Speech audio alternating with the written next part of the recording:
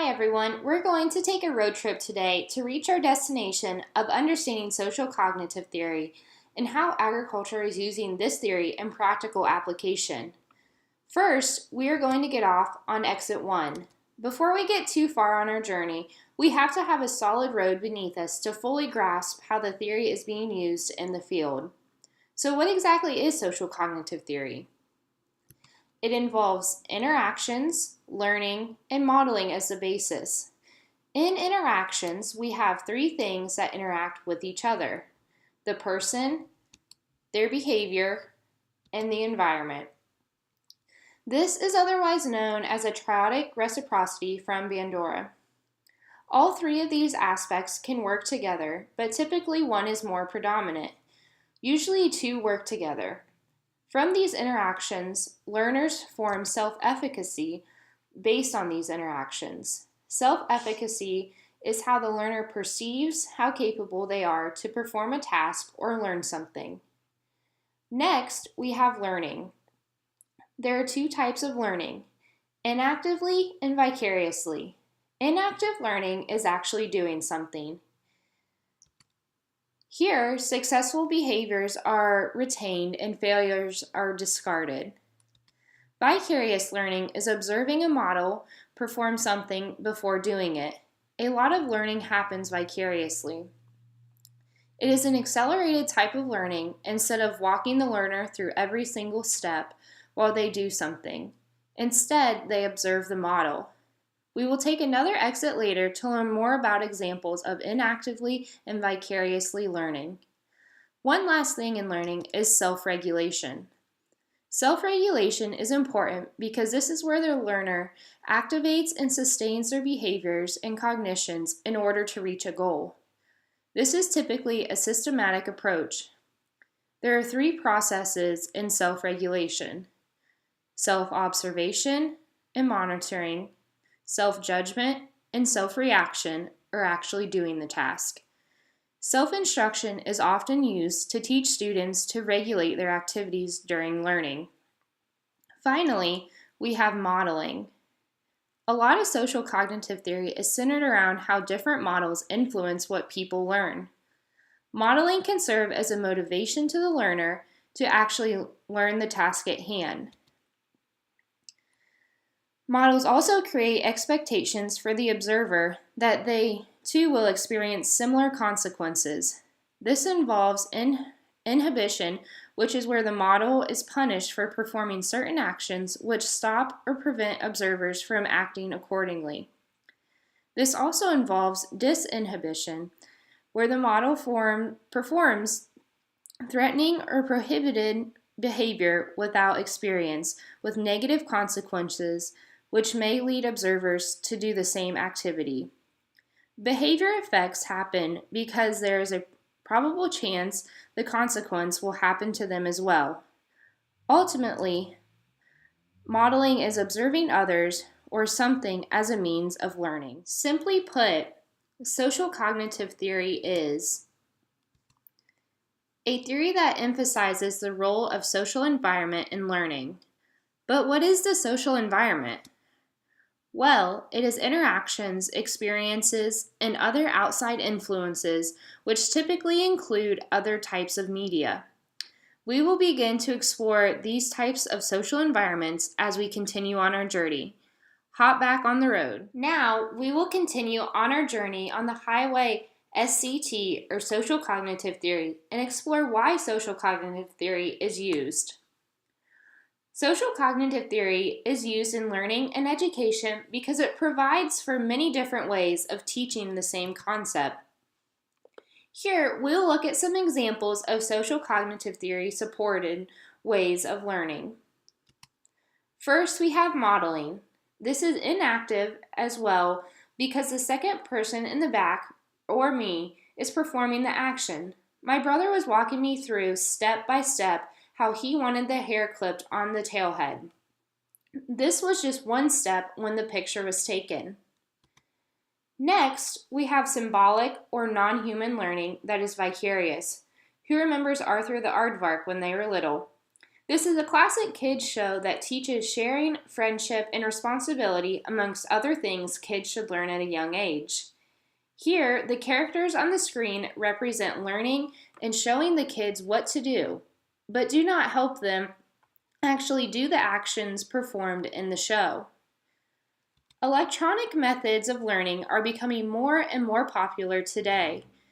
There are many types of electronics used for learning purposes: TVs, computers, videos, DVDs, tablets, smartphones, and I'm sure I'm missing a few. With all these, the learner is observing something to go do the action at a later time. Print is another common way of learning, and one that has stuck around for many years. Schools have used books as supplemental teaching in addition to classroom instruction for a long time. Print material is good to learn more about a subject in depth before going to do whatever the learner is learning about. Last, we have live as a source of vicariously learning. Live learning is where the model shows what should be done, but does not let the observer do the task at that time. Here, the model is showing the observer how to properly fit a halter before putting it on the calf. Keep in mind, learning is complex and takes both inactively and vicariously learning something to have a successful learning experience. Here's just a quick view of the sources of the pictures before we pick up again. We are going to get back on the road and onto our last exit for the day, but be sure to follow the directions closely because there are many stops along this exit. So we have all this knowledge on social cognitive theory now. What does it have to do with agriculture, though? Social cognitive theory actually has a lot to do with agriculture. Agriculture utilizes many different ways of explaining the same things or concepts to different people and provides different environments so people can learn the best for their needs and gain the most knowledge about agriculture from that environment. Some of the ways agriculture implements social cognitive theory into teaching about the industry are conversations, agritourism, farm tours, livestock shows, social media, as well as state fairs and expos. Let's continue our journey to see how social cognitive theory plays a role in all these types of educational interactions, experiences, and media. For conversations, this is live vicarious learning. Typically, you observe and listen to conversation taking place without action. From these conversations, symbolic representations of what was discussed are formed, and then these symbolic representations serve as guides for the parties to take action based on that conversation. When farmers are talking to consumers, like we can see in the first picture, they usually tell the story of their farm. This is a much different environment than in the second picture. In the second picture, it was at a conference where Temple Grandin spoke about the handling of livestock. This was more of a business environment.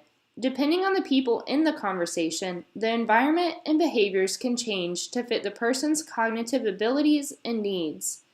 It is important to remember that in conversation and live vicarious learning, it is important both in and outside of agriculture. On to the next stop. Agritourism is another aspect of education and learning that reflects social cognitive theory. Here, a lot of different types of learning can take place.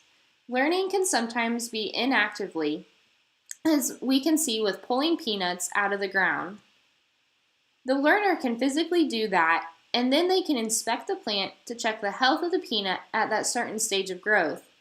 Vicarious learning takes place through live demonstrations, cartoons that are being played as you're going through the exhibits. Electronics are also used to help tell the story of the agritourism facility, as well as print material can be used as supplemental information visitors can take home with them.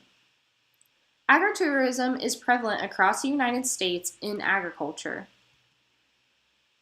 Florida has their own association of agritourism.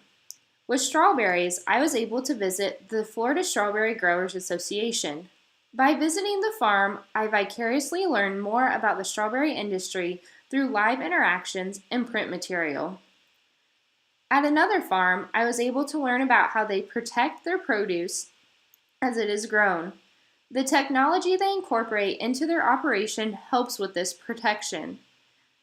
Here's an example of the lining used to protect the produce from insects. Let's take a look. Vertical system, you see these parts in the sky. Okay, that gives everything on this north half, we're going to grow in this type of system you see behind us in the pots. On the south half. This video is an example of vicarious learning as well as to share my learning experience with more people. In Indiana, Fair Oaks Farms started as a dairy and turned into an agritourism facility highlighting dairy cows, hogs, and row crops to allow consumers to learn firsthand what goes on around the farm. Now, let's continue on our road trip. Farm tours are a great form of inactively learning. By having someone interact with an environment, such as being directly on the farm and doing the tasks, there's a possibility they might change their behavior toward agriculture and share the story with others because of this environment change. Through the experience of a farm tour, it opens a door to performing tasks and learning new things that may have otherwise not been possible if a farm tour had not happened. There are so many different aspects of the farm, it can sometimes be difficult for people to grasp the idea of it until they are actually there doing the work. We'll take a look at this cotton video. For example, I had a conversation with a person who believed a farm tour was the sole reason their perspective on agriculture changed. Previously, they had no idea what it took to raise food and livestock, as well as fiber, until they had the opportunity to inactively learn. As we can see in this video, they were harvesting cotton earlier this fall. Next, we'll take a look at the peanut harvesting video. Farm tours are great for sharing the story of agriculture in the field and a story that continues outside of the field, from others sharing their experiences with people around them. Through the sharing of experiences, people then vicariously learn about agriculture. Hang on tight because we only have 2 more exits to go. We have made it to exit 3E. Learning that occurs at state fairs, expos, and livestock shows is supported by social cognitive theory in a multitude of aspects. First, learning can occur for the consumer learner, but also for the agriculturist learner. A lot of the time at these events, agriculturalists are here to learn more about a certain aspect of their operation in order to make that operation better and more efficient. At state fairs and expos, there's typically a lot of vicarious learning going on. Signs and printed material are used to provide information that may not need further explanation or provide some background information about the specific sector of agriculture. Live learning occurs through demonstrations taking place and conversations with experts, salespeople, or other attendees sharing their interactions and experiences about certain products, ideas, or topics. In this next video, cattle producers listen and observe an expert on how the markets are projected to be in the future. Crop or the feeder cattle that's outside of the feedlots increasing from 2 to 4% there. And then as we look at the specifically that beef. They are vicariously learning in this example. At livestock shows, inactively learning takes place. Exhibitors actually do the task of getting the animal ready and showing it. Based on the environment, how the animal places in the show, this affects the behavior. It also can have an impact on self-efficacy either positively or negatively based on the outcome. Let's hop back on the road one more time to finish up our trip as to how agriculture industry uses social cognitive theory for learning and education. Our last stop is at social media.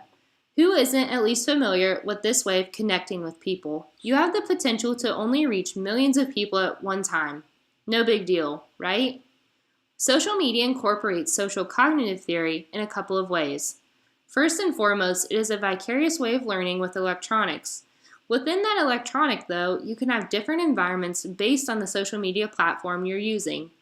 Social media is a powerful learning tool, being able to post photos, videos, and now you have the capabilities of being able to live stream. All these different interaction points and environments can help people learn about the agricultural industry the way that suits them the best. Self-regulation is an important part of social media because the learner has so much information at their fingertips, they have to set goals of what they hope to accomplish and learn. If they do not set these goals, they could experience cognitive overload, which deals with information processing. The next video with the Georgia Cattlemen's Association and Georgia Peanut Commission explains more as to why they use social media as a means of educating others and promoting learning. We are here with Caitlin from the Georgia Cattlemen's Association, and she's here to talk to us a little bit about how she uses social media to promote the beef industry within Georgia.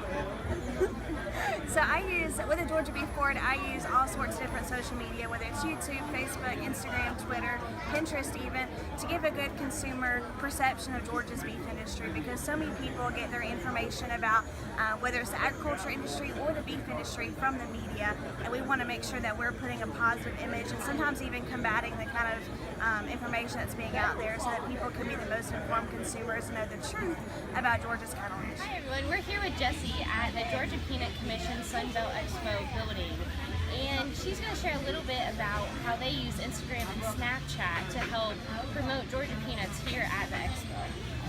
Yeah, so we have a lot of visitors here at our building, both consumers and farmers, and social media is something that's growing rapidly, especially amongst millennials, and that's a demographic that we're trying to reach more of. And so this year we have a selfie station set up inside of our building where we have an Instagram cutout sign that visitors can use. They can hold that up with some props with different sayings about Georgia peanuts, peanut butter, and fun things like that.